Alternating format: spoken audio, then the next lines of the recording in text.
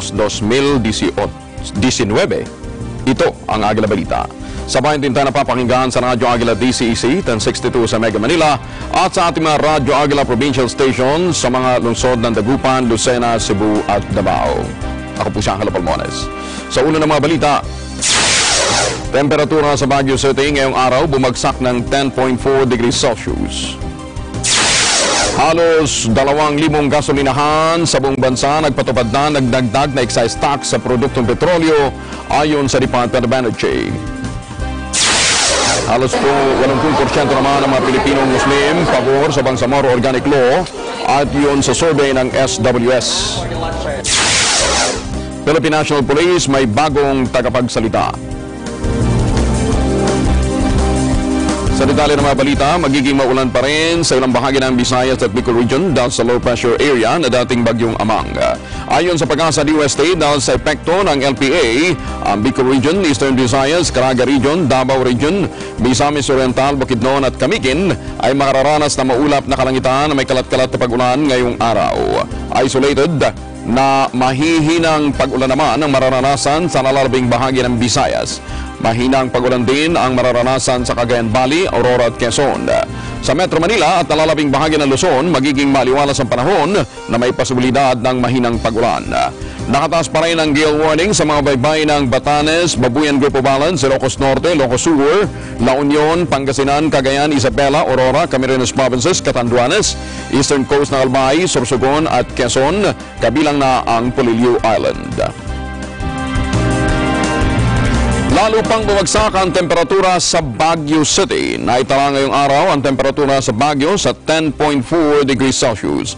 Ayon sa Civil Defense Cordillera, base sa monitoring ng Pag-asa Baguio Synoptic Stations, naitala ang nasabing temperatura sa lungsod alas 5 ng umaga. Mas mababa ito kumpara sa 13.2 degrees Celsius na naitala sa Baguio kahapon, January 21. Ito ang pinakamababang temperatura sa Baguio City ngayon January 2019 matapos ang 12 degrees Celsius na naitala noong January 15. Niyanig naman ang dalawang malakas na lindol ang Sarangani sa Davao Occidental kanina umaga. Unang naitala ang magnitude 5.1 na lindol, 249 km southeast ng bayan ng Sarangani. Ayon sa PBOX DOST, naitala ang malakas na pagyanig alas 12:47 kanina madaling araw at may lalim na 35 km, tectonic naman ang origin nito. Samantala, naitala naman ang magnitude 4.1 na lindol sa 267 km southeast ng bayan din ng Sarangani sa Davao Occidental, alauna 37 kanina madaling araw. May lalim naman itong 33 kilometro, tectonic din ang origin. Walang naitalang pagkasira sa mga ari-arian o kaya mga intensities at aftershocks. Epektibo na ngayong araw ang taas presyo ng mga produktong petrolyo ng mga kumpanya ng langis. Alas 6 ng umaga, pinatupad ang dagdag na 10 sentimo sa kada litro ng gasolina, 40 sentimo sa kada litro ng diesel, 15 naman sa kada litro ng kerosene, ng Shell, Sea Oil, Flying Bee, Caltex at Petron. Parehong dagdag ang ipinatupad ng PTT, Total, Phoenix, Petrogas, Jetty, Unioil sa kanilang mga produktong gasolina at diesel. Ang dagdag presyo ay kasunod pa rin ng paggalaw ng presyo ng produktong petrolyo sa pandaigdigang pamilihan. Halos 2,000 gasolinahan na rin sa buong bansa ang nagpatupad ng dagdag na excise tax sa presyo ng kanilang mga produktong petrolyo. Ayon sa datos ng Department of Energy, umabot na sa 1,951 mula sa 8,630 na mga gasoline stations sa buong bansa ang nagpatupad ng excise tax.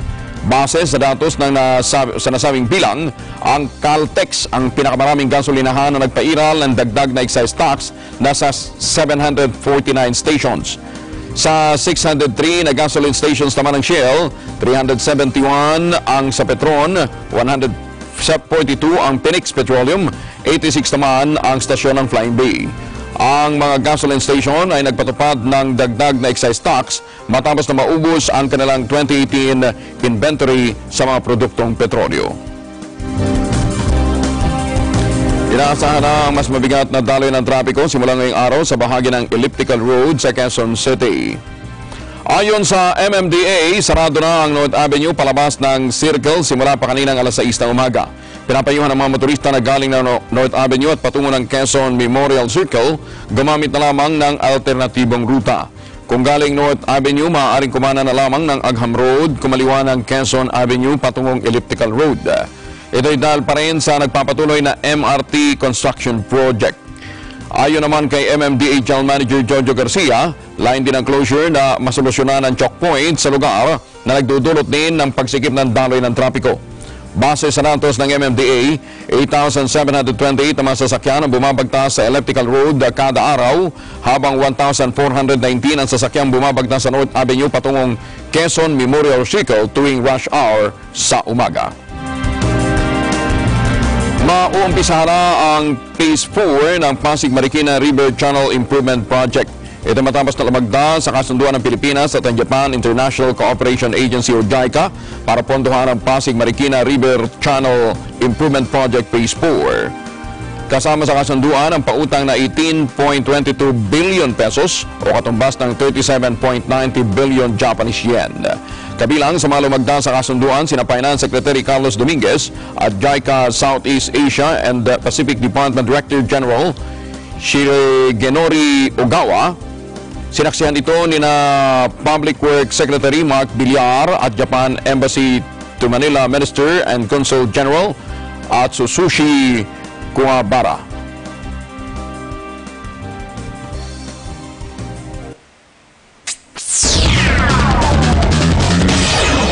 Resolusyon para bigyan naman ng parangal si Senador Manny Pacquiao inihain sa Senado. Detalye malaki Eagle News reporter Mean Corbera. Pararangalan ng Senado si Senador Manny Pacquiao sa pagbabalik nito sa bansa bukas. Nakain na si Senador Sani Angara ng resolusyon ng pagbati at pagkilala kay Pacquiao matapos itong matagumpay na madepensahan ng kanyang World Boxing Association Welterweight Championship title laban sa Amerikanong si Adrian Broner. Base sa Senate Resolution No. 997, sinabi ng Angara na napanatili ni Pacquiao ang disiplina sa lona sa edad na 40 at nagpakita ng determinasyon na manalo sa laban na natapos sa round 10 ng kabuang 12 rounds kahit pa mas bata ang kanyang nakalaban. Ito niya ay magsisilbing inspirasyon sa mga Pilipino na huwag sumuko at ipagpatuloy ang anumang laban. Para sa Eagle News, Mean Corbera, AM1 Mission. Pararangalan din ng Armed Forces of the Philippines ang fighting senator na si Manny Pacquiao sa pagbabalik nito sa bansa. Ito matapos madepensa ni Pacquiao ang kanyang WBA Welterweight World Champion title laban kay American boxer Adrian Broner. Ayon kay Armed Forces Chief of Staff General Benjamin Madrigal, naghahanda na ang Armed Forces para sa isang hero's welcome para naman sa fighting senator. Samantala, nauna nang sinabi ni Agila, media officer ni Pacquiao, posibleng ma-extend pa ang pananatili nito sa Amerika hanggang Enero 28. Handa na rin ang ibibigay na hero's welcome ng Del Santos City at Sarangani LGU para naman kay Manny Pacquiao. Inihayag ni Jensen Mayor Ronel Rivera na bibigyan si Senator Pacquiao ng the best at naiibang hero's welcome. Ito ay bilang pagkilala sa panibago na namang karangalang hinatid ni Pacquiao sa sambayanang Pilipino matapos nitong mapanatili ang kanyang hawak na WBA welterweight crown sa pamamagitan ng unanimous decision. Ayon kay Jensen City Sports Officer Lady Manalo, bahagi ng hero's welcome ang gagawing military honors at motorcade na kaagad susundan ng press conference sa isang mall. Anya, naghihintay na lamang sila ng kumpirmasyon mula sa Team Pacquiao kung kailan uuwi ang fighting senator sa Jensen. Nauna lang sinabi ni Agila, media officer ni Pacquiao, na nakatanggap siya ng impormasyon na posibleng mag-extend si Manny sa pananatili nito sa Amerika hanggang Enero 28. Dumalaw kagabi ang Pangulong Rodrigo Duterte sa burol ng SM Group founder na si Henry C. sa Heritage Park, Taguig. Ayon sa Malacanang, dumating ang Pangulo bandang alas 10:50 ng gabi na natili roon ng mahigit isang oras. Nagpaabot ang Pangulo ng taos-pusong pakikiramay sa pamilyang iniwan ni Henry C. Kasama ng Pangulo sina Executive Secretary Salvador Medialdea at National Security Advisor Hermogenes Esperon. Pumanaw si C sa edad na 94. Si C ang pinakamayamang tao sa bansa at naging kilala dahil sa pagtatatag ng mga malalaking mall sa Pilipinas. Nagpaabot naman ng pakikiramay si Chief Justice Lucas Bersamin at lahat ng mga maestrado ng Korte Suprema sa pamilya ng pumanaw ni retired Supreme Court Associate Justice Leonardo Quisumbing. Ayon sa Supreme Court Public Information Office, si Justice Kasimbing ay itinalagang Associate Justice ng Korte Suprema noong January 20, 1998. Nagretiro naman noong November 6, 2009. Bago ma-appoint sa Korte Suprema, nagsilbi si Kasimbing bilang Labor Secretary at Defense Undersecretary noong administrasyon ng dating Pangulong Corazon Aquino at naging Senior Deputy Executive Secretary din ni dating Pangulong Fidel V. Ramos. Nasa San Quintin Chapel, ground floor Loyola Memorial Chapel sa Guadalupe, Makati, ang labi ni dating Justice Kasimbing. Lumabas sa otopsiya ng mag-asawang nag-honeymoon sa Maldives na namatay ang mga ito dahil sa pagkanunog at cardiac arrest. Ayon sa ama ni Liomer Lagradilia, nakasaad sa autopsy report na namatay ang anak niya sa cardiac arrest habang ang asawa nitong si Erica ay nalunod. Naiuwi na sa bansa ang malabi ng mag-asawa noong pang-Sabado, nakaburol sa kanilang mga bayan sa Laguna. Nagpasalamat ang pamilya nila Leonera at Erica sa mga tumulong sa repatriation ng mga labi ng mag-asawa. Nakatakdang ilibing ang dalawa sa Lumban Memorial Cemetery sa Laguna, January 26. Ikinasal sina Leonera at Erica noong lamang December 2018. Nagpunta ng Maldives para sa kanilang honeymoon pero nasawi sa gitna ng snorkeling noong January 13. Magbabalik pa ang Agila Balita.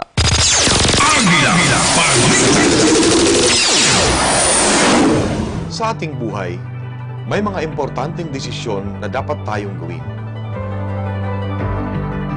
Para sa sarili,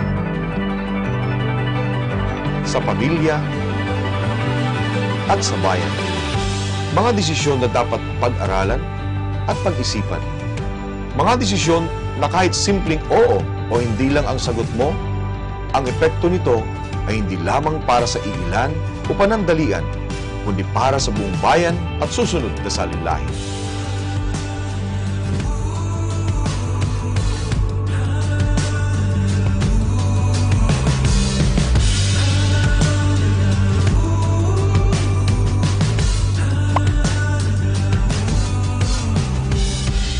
Isang mensahe mula sa Commission on Elections para sa plebisito ng Bangsamoro Organic Law.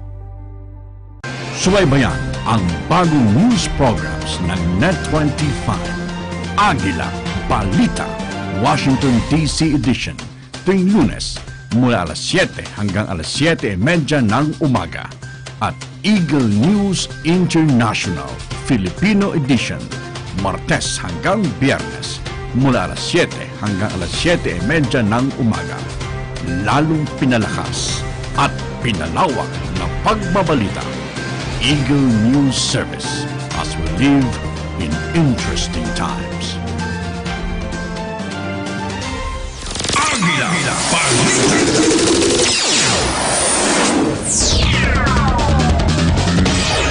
Pagpapatibay ng Senado sa 2019 Proposed National Budget, ikinatawan ng Malacanang. Detalye mula kay Eagle News reporter, Big Samintak. Kumpiyansang Malacanang na hindi na magtatagal, tuluyan na mapagtitibay ang 2019 Proposed National Budget na nagkakahalaga ng 3.757 trilyong pesos. Kaya matapos pagtibayin ng Senado ang kanilang bersyon sa pambansang budget. Sinabi ni Presidential Spokesman Salvador Panelo na umaasang Malacanang na agad na maayos ang hindi pagkakasundo ng bersyon ng Senado at mababang kapulungan ng Kongreso sa national budget. Ayon kay Panelo, mahalaga ang 2019 national budget dahil dito nakapaloob ang pondo para sa mga infrastructure projects sa ilalim ng Build program ng Duterte administration. Magugunitang naantalang pagpapatibay ng 2019 national budget dahil atrasado na itong naisumite ng mababang kapulungan ng Kongreso ang kanilang bersyon sa Senado, kaya nagkaroon ng reenacted budget ang gobyerno sa pagpasok ng 2019. Vic Samintak, Eagle News, AM 125. Pinangangampahan ang banggaan ng Kamara at ng Senado dahil naman sa mga tinapyas na pondo sa pinagtibay na 3.7 trillion proposed national budget ngayong taon. Tinapyas kasi ng Senado ang 75 billion peso budget na isiningit ng Department of Public Works and Highways. Ibinigay rin ng Senado ang 16.8 billion pesos na hinihinging pondo ng Department of Health para tustusan ang Health Facilities Enhancement Program. Ayon kay Senador Loren Legarda, ang chairman ng Senate Committee on Finance, bukod pa rito ang karagdagang 4.8 billion pesos na pondo para sa dagdag sweldo ng mga personal na wala sa inoprobrahang bersyon ng Kamara. Kasama rin sa ipinasok na amyenda ng Senado ang 10 billion peso fund para naman sa Rice Tarification Bill. 100 million pesos na pondo sa ilalim ng 2019 budget iginiit ni Speaker Arroyo na ilaan sa pabahay ng mahihirap. Detalye mula kay Eagle News reporter Madeline Villar Moratillo. Ihilingi ni House Speaker Arroyo sa Bicameral Conference Committee na maglaan ng 100 milyong pisong pondo para sa pabahay ng mga mahihirap. Itinatapos matuklasan na walang pondo ang DPWH na in charge sa National Government Center for Urban Poor Housing para sa 2019 budget. Bagamat marami nang may award na bahay at titulo sa mga benepisyaryo, marami pa rin problema ang kinakaharap sa pabahay sa mga mahihirap katulad ng land grabbing at kawalan ng reblocking ng mga properties. Dahil dito, kaya din bumuo ng Oversight Committee on the National Government Center for Urban Poor Housing ang Kamara para solusyonan ang problema ng nasa 6,000 urban poor beneficiaries sa Quezon City. Dudulog si Arroyo sa House Contingent sa Balita para mabigyan ng 100 milyong pisong pondong programa na gagamitin para sa acquisition ng mga titulo ng mga beneficiaryo. Para sa Eagle News, Madeline Villar Moratillo, I'm 1-25. Umalma ang Commission on Human Rights sa paglusot sa committee level ng panukalang babaan ng edad ng mga batang maaaring papanagutin sa mga kasong kriminal.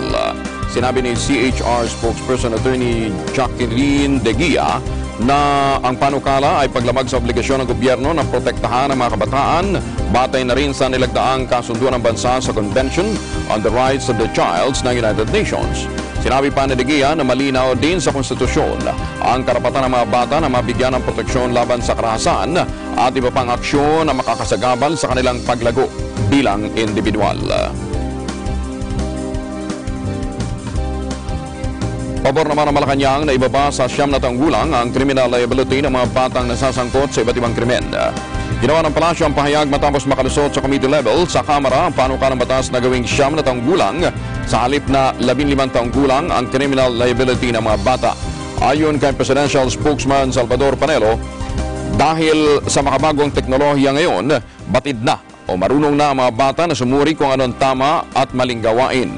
Una rito, sinabi ng Pangulong Rodrigo Duterte na nais niyang maamyandahan ang Juvenile Act o ang 15 taong gulang na bata pataas lamang ang dapat na maging criminally liable, kung saan si Senador Pangilinan naman ang may akda.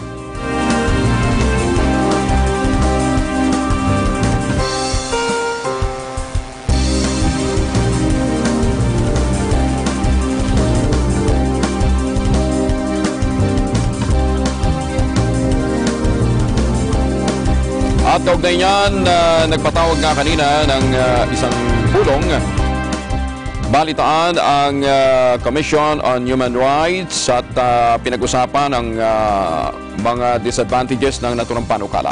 Si CHR spokesperson Attorney Jacqueline Agila kasama na natin. Attorney, magandang tanghali po. Magandang hapon kong ang Angelo at sa ating mga listeners. It's a pleasure again to be in your program po.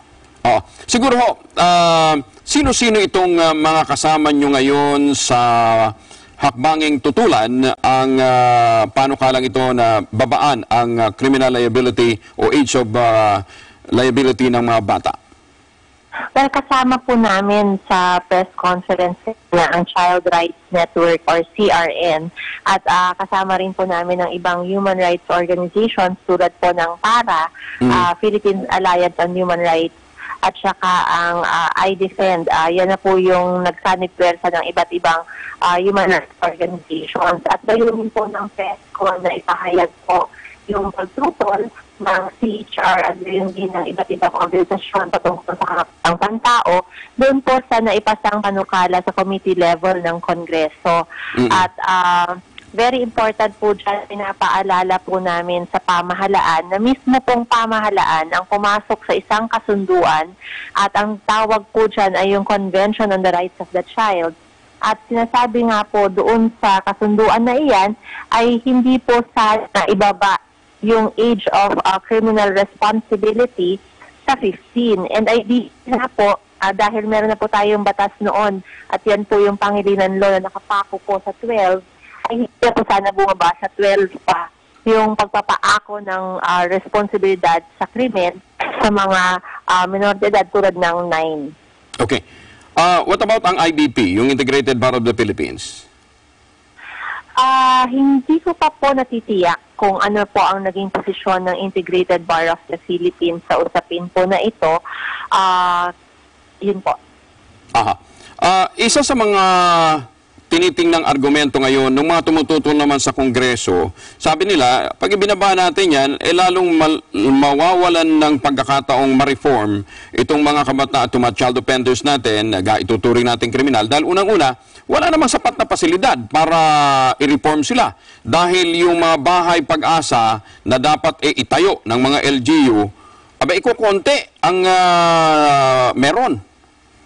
Tama po kayo dyan, Kong Angelo. Kasi po, kung tutuusin at susiin natin yung ano po ba yung naging butas sa implementasyon ng Pangilinan Law na tinatawag na iyan, ay yun pong kakulang nga po talaga ng bahay pag-asa center sa iba't ibang lokal na pamahalaan at hindi po sapat yung intervention programs na binibigay ng DSWD sa pamamagitan po ng mga LGUs. At kung yan din lang po yung salient feature nito pong bagong panukala na iyan, ay talaga pong magkakaroon rin ng malaking problema at hindi po siya magdudulot ng mga magagandang resulta. Kasi hindi po napupondohan at hindi po nabibigyan ng focus yung pagpapatayo at pagpupondo ng mga bahay rehabilitation centers. At ang kahirapan po nito ay nilawakan pa po natin yung bilang ng mga menor na edad na pumapasok dito sa 9 years old. And sabi nga po natin, ang mahirap po sa sitwasyon na ito ay sa 9 years old, mas lalo pong walang kakayahan yan to discern what is right or wrong. And mas critical po na mahirap na nailalayo po ito sa kalinga ng kanilang mga magulang o kanilang support system. Yung bang pagtatayo ng bahay pag-asa, alinsunod sa itinatakda ng batas, mandatory ba yon para sa mga LGU?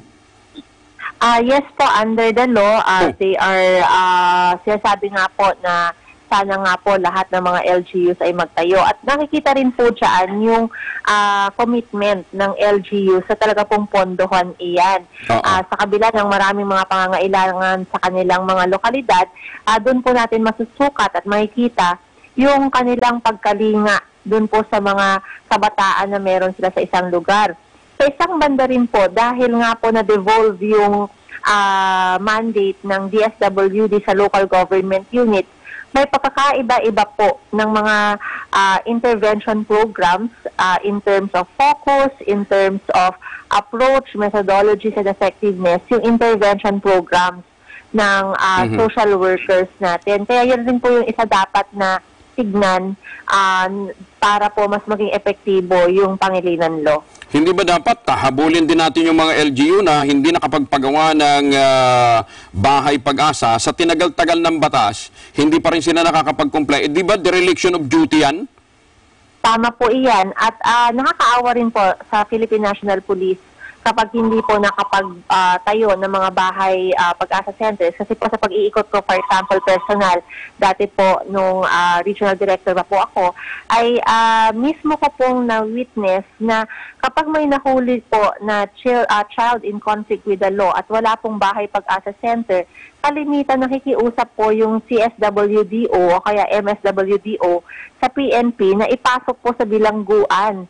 Kaya naiipit po, kumbaga, ang PNP sa sitwasyon na ito dahil wala pong bahay pag-asa centers. Ang nagpasa ng batas, Kongreso. Tapos, ang minamanduhan nila, ang mga LGU. Eh di ba partner dapat itong mga mambabatas, mga kongresista natin at ang mga LGU sa implementasyon ng mga batas kasi nga may oversight function naman ng Kongreso. Eh bakit hindi nila tutukan at laanan ng pondo yung paglalagay ng bahay pag-asa sa mga lalawigan o sa mga highly urbanized areas, attorney?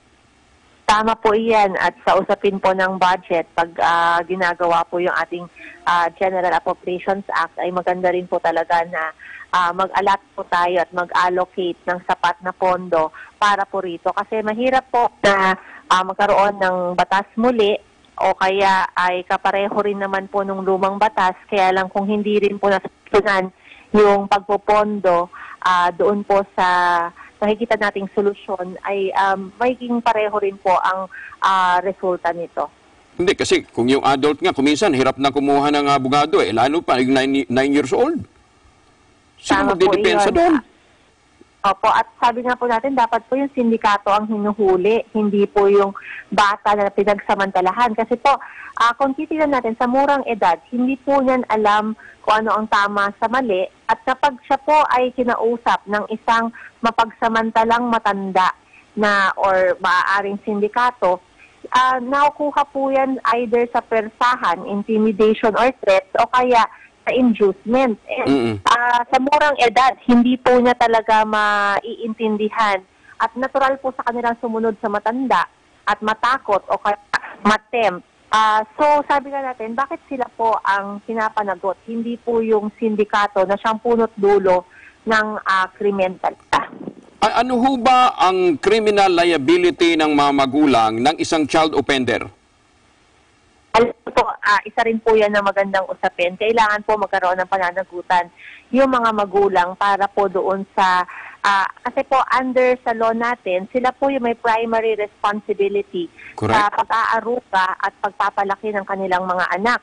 At kaya rin naman po sa isang banda, sinusuportahan po natin yung reproductive health law. Kasi po kapag masyadong maraming mga anak at bahirap, hindi po nila nagagabayan at naaaruga ang kanilang mga anak. At yan po, eventually, yung mga nagiging children in conflict with the law. So sabi natin, una, yung livelihood program, importante po yan kasi rooted in poverty. Kaya lang kailangan i-implement yung reproductive health law para po hindi masyadong maraming mga anak na hindi po kayang arugain. Tapos pangatlo, yung pagpapa-account po sa mga magulang ng kanilang responsibilidad sa kanilang mga anak. At yan po yung kailangan na mga recipe natin para po maiwasan nga yung problem natin with CICLs po. Hindi naman kayo papayag, attorney, sa inyong pananaw, hindi naman reasonable na ibaba na lang natin sa 12. Sa halip na 15, ilagay na lang natin sa 12 years old. Baka yun may konting discernment na. Sabi kasi, alam niyo po, pamahalaan po kasi yung pumasok sa kasunduan na sabi nga po nila 15. And talaga naman pong with right reason kung bakit po sa CRC nilagay po yan sa 15 dahil nga sabi natin mga bata pa talaga iyan at meron pang pag-asa na mareforma. Yun po yung pinupunto kasi natin dyan na malaki pa po yung pag-asa na mareforma kaya po maganda na hindi pa po natin sila bigyan ng responsibility. At yung discernment po kasi, kailangan natin pag-aralan yan mismo. Totoo po sa isang banda na because of social networking and because of internet ay lumawak po yung exposure ng mga bata. Kaya lang hindi naman po necessarily na totoo at tama po agad o yung mga nakikita nila sa internet o kaya sa social media. So in a sense, baka misguided din po yung nakukuha nilang information dyan at hindi po yan yung sapat na basihan para po sabihin natin na nakakapag-desisyon na po sila. At pag titignan din po natin, may imbalance po kasi for example po doon sa age of consent in terms of marrying, yung signing of contracts, na ipako po natin yan sa 18 kasi sabi nga natin, mabigat ang pagpapakasal, mabigat po yung pagpasok sa mga kontrata. Gayon din po kabigat ang paggawa ng isang krimen. At sabi nga natin, may special na reason kung bakit natin ipinako sa 18 ang edad ng mga tao na may sapat ng kakayahan para magdesisyon. Gayon din po sana sa usapin ng krimen. Aha. Anong magiging strategy nyo ngayon ng inyong grupo, attorney, ano ha? Considering na no less than Speaker GMA ang nagsusulong nito sa Kongreso at mukhang sa Senado ay may katulad na sentimiento. Well, alinsunod po sa mandato namin to recommend effective measures to the government ay nagsumite na po kami ng position paper sa Kongreso. Yan po ay uulitin namin isumite at through advocacy and press statements, ipapaalala po natin through moral suasion sa ating pamahalaan yung importansya po ng kasunduan na pinasok nila at yung commitment at obligasyon po na voluntaryo rin nilang pinasok noong panahon na iyon para po ma-influence sila na sana nga po ay pag-isipan nilang muli itong panukala na ito. Again, isa rin pong gusto kong ipunto, taliwas po ito sa nakasaad sa konstitusyon na sinasabi natin the youth is important in nation building at yung sinabi nga po na sila po yung kinabukasan ng ating bansa. So, in the one hand, kailangan po talaga nating patotohanan yung mga salita na iyon at dahil yaman nga natin sila, nakita naman po natin na pinupondohan po talaga ang kanilang edukasyon at kita po natin yan sa DepEd, sana rin po parehong pagkalinga at parehong perspektibo ang gamitin sa usapin ng MACR. Aha. At saka wag sana namang i-generalize na dahil sa may mga batang na-involved sa drugs, may mga batang ginagamit ang mga akyat bahay. Again, may nagmamando nga doon. Hindi naman yung batang kusang gumagawa nun eh. Tama po. Yes po. At saka nakakabahala rin po yung report last week na meron pong 4-year-old na naisama na hinuli.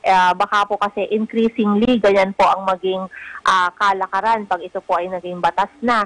At mahirap po, for example, yung sarili nating anak nakikipaglaro po sa mga bata sa isang lansangan at magkaroon po ng sweeping action to put them in custody or in detention. So, ayaw naman po natin na at risk rin po yung ating mga anak at ang ating mga kabataan. Anyway, tutukan natin itong mga developments na ito. Attorney Jacqueline, maraming salamat po. Yes po. Maraming salamat po. Mabuhay po kayo. Ang tagapagsalita po ng Commission on Human Rights, si Attorney Jacqueline Digia. Samantala, dapat managot din sa batas sa mga magulang ng mga batang masasangkot sa iba't ibang uri ng krimen. Ayon kay Presidential Spokesman Salvador Panelo, hindi kasi dapat na pinababayaan ng mga magulang ang kanilang mga anak na nagagamit sa krimen. Bukod sa kulong, nais din ng palasyo na tanggalan ng parental custody ang mga magulang na pabaya sa kanilang mga anak. Naniniwala ang palasyo na sakaling makalusot ang panukala, hindi na gagamitin ng mga sindikato ang mga bata sa anumang uri ng krimen.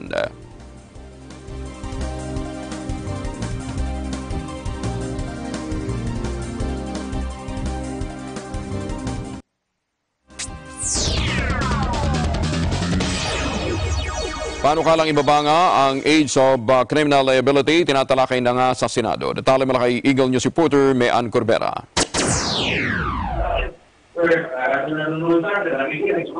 Mean?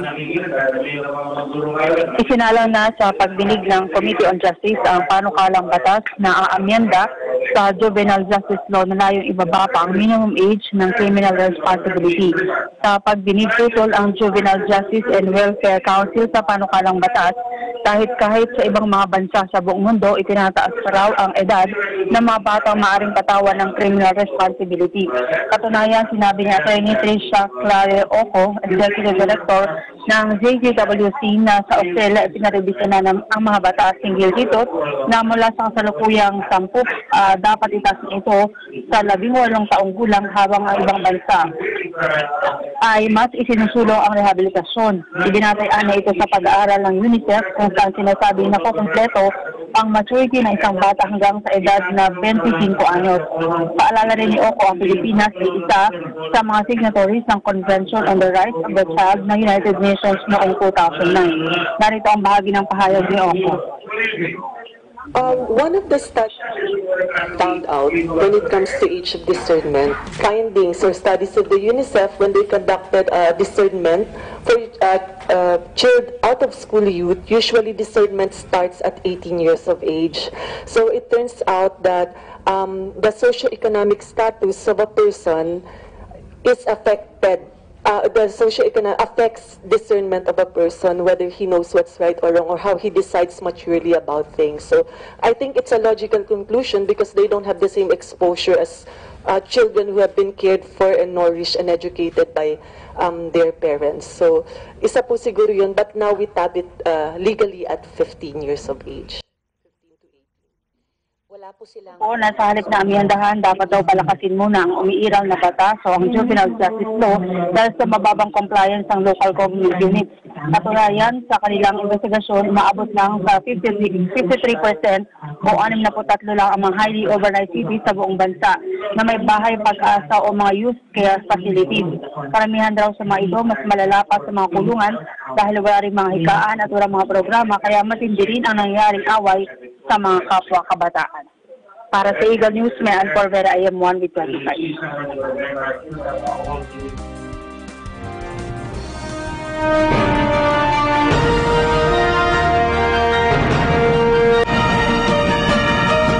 Pabor ang mayorya ng mga Pilipino Muslim sa bansa na may pasa ang Bangsamoro Organic Law. Sa isinagawang survey ng Social Weather Station o SWS noong Disyembre, lumilitaw 79% ng mga Muslim sa buong bansa ang pabor sa approval ng BOL. Meron lamang 7% ang nagsasabing ayaw nilang maaprubahan ng BOL, habang merong 4% ang undecided. Sa sandaling maaprubahan sa pamamagitan ng plebisito, bubuo ng Bangsamoro Autonomous Region in Muslim Mindanao, napapalit naman sa kasalukuyang ARMM. Lumitaw din sa survey ng SWS, 78% ng Filipino Muslim ang may kaalaman hinggil sa BUL, 10% sa kanilang nagsasabing extensive ang kanilang kaalaman sa BUL, 35% ang nagsasabing partial pero sufficient ang kanilang nalalaman, 33% naman ang nagsasabing may kaunti silang nalalaman sa BOL.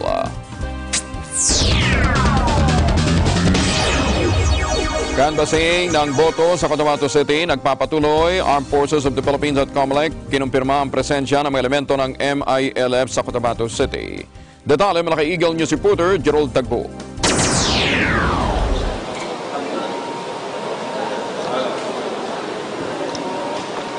Yes, Angelo, nandito tayo ngayon sa ARMM compound sa Cotabato City kung saan nga isinasagawa ang canvassing ng mga boto mula rito sa Cotabato City kaugnay sa katatapos na plebisito ng Bangsamoro Organic Law.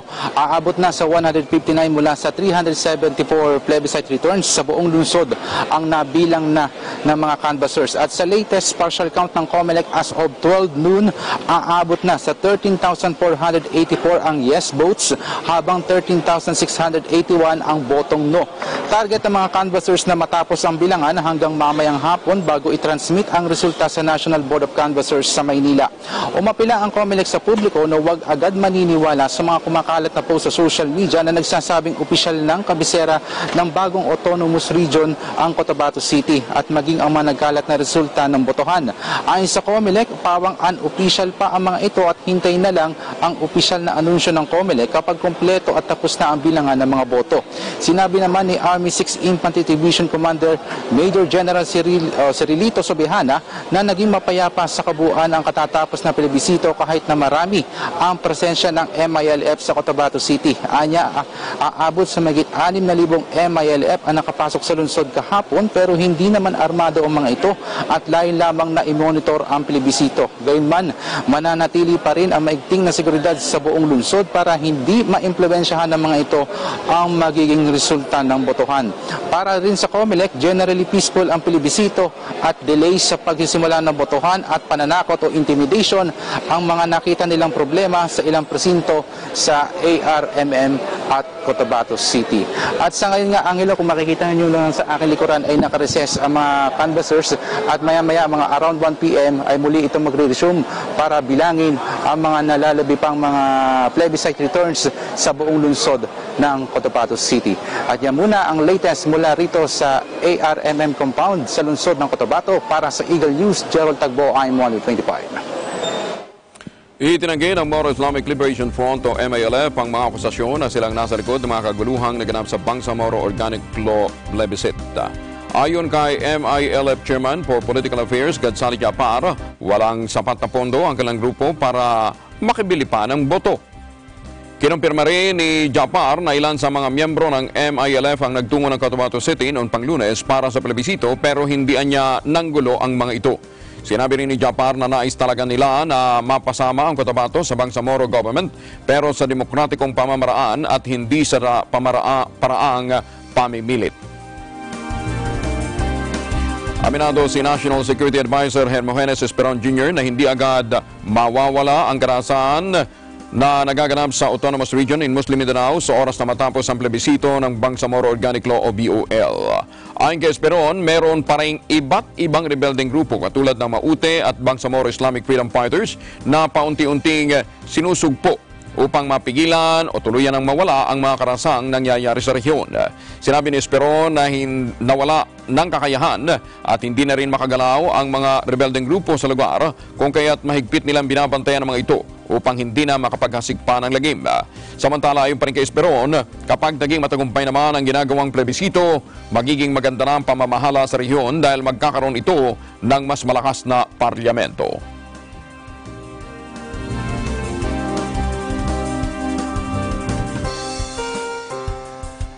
Sa Balitang Pulis.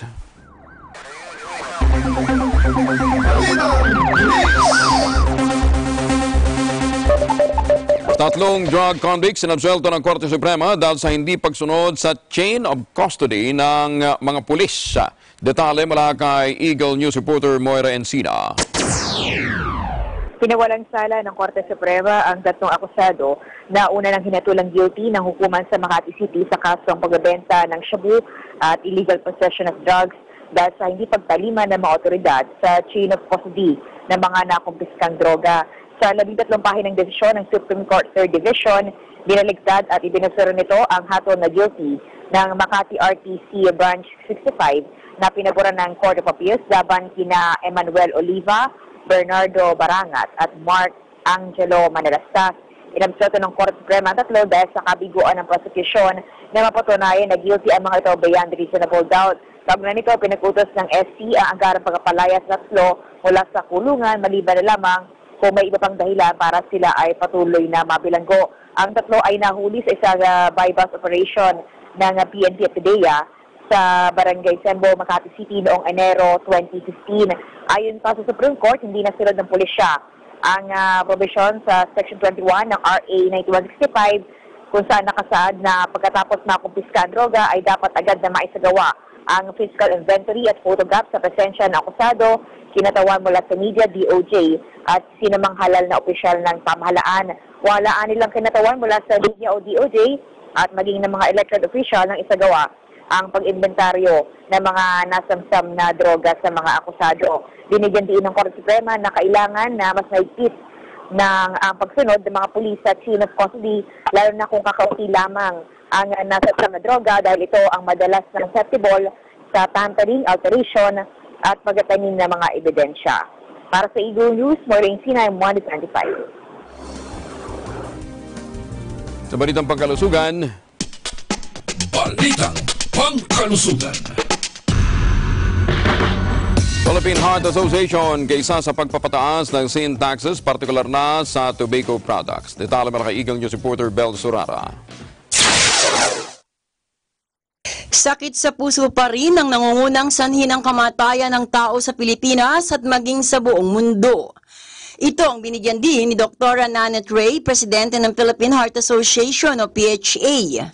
Kung kaya naman, kailangan daw ang Universal Healthcare o UHC upang makatulong sa mga dinadapuan ng sakit sa puso. Marami na nakakaalam pero marami pa rin ang hindi na ang number one killer po ng Pilipino at hindi lamang ng Pilipino kundi sa buong mundo ay sakit sa puso.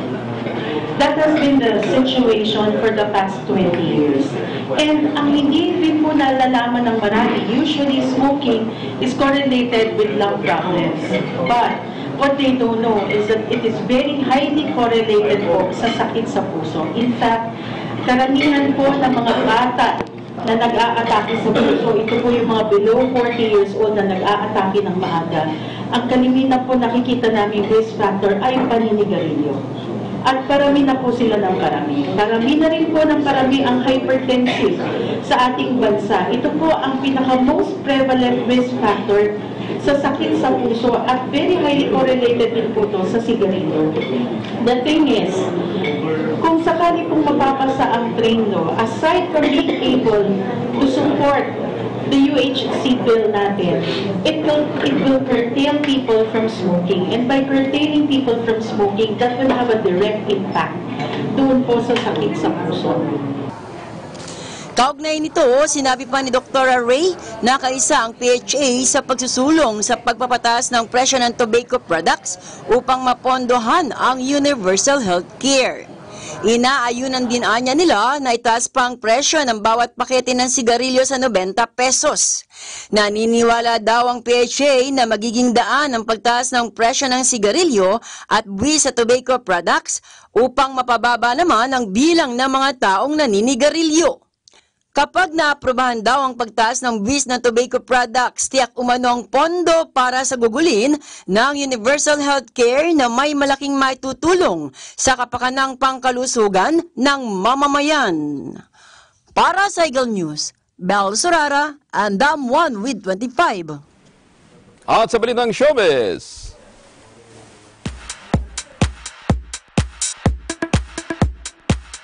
Angel Locsin niregaluhan ng beach resort ang kanyang ama. Samantala, Selena Gomez muling naging aktibo naman sa internet. Detalye mula kay Eagle News reporter Ken Messina. Kakaibang regalo ang ibinigay ng aktres na si Angel Locsin sa kanyang ama. Ayon sa aktres, isang beach resort na inaasam ng kanyang ama ang kanyang binili. Isaan niya ito sa pangako niya sa ama na magkaroon ng beach resort na matatagpuan sa Zambales. Dagdag pa ng aktres na hindi lubos akalain na matatapos na niyang mabayaran ng buo ang nasabing resort. Sa Hollywood, aktibo ng muli si Selena Gomez sa kanyang social media account. Ito ay matapos ang ilang buwang pagsasailalim sa mental health treatment.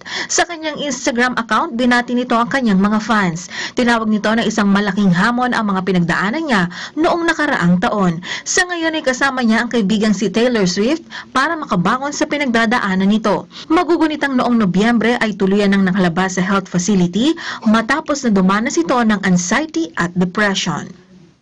Para sa Eagle News, Ken Messina, and I am one with 25. At yan po ang kabuuan ng ating mga balita sa pangalan ng ating mga kaagapay sa Eagle News Service. Ako po si Angela Palmones, I'm one with 25. Susunod ang letters and music dito po sa Net 25 at may request ka sa Victor Wood sa Radyo Agila. Sumainyo ang mga balitang